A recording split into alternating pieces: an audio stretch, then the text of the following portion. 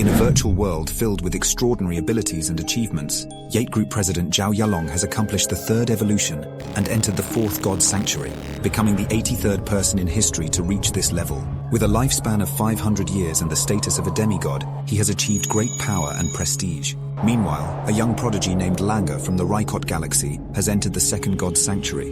With 100 mutation geno points, his lifespan has reached 300 years, and he has earned the title of an evolver. In a momentous event, the Speaker of the House of Representatives, Hemingway, has slain a demigod creature from the ocean. This impressive feat marks him as the first person to achieve such a victory.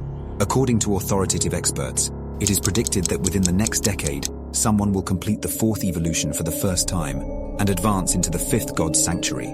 This advancement would signify a major milestone in the evolutionary process.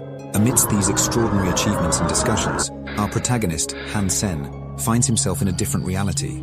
After teleporting from the steel armor shelter, he overhears a family dispute over inheritance.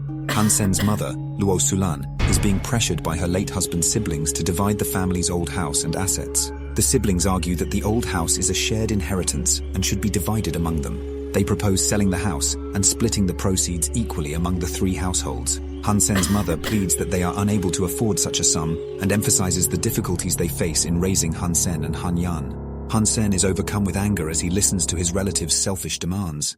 He highlights their past financial troubles and his father's assistance, mentioning how his aunt caused bad debts, his uncle embezzled company funds, and another uncle had gambling debts. He also points out that they skipped his father's funeral and sold the family business without sharing the proceeds. Feeling betrayed and defending his father's legacy, Han Sen confronts his relatives, denouncing their sense of entitlement and hypocrisy. He questions their actions, asking why they took care of their own interests but neglected their parents and their responsibilities within the family.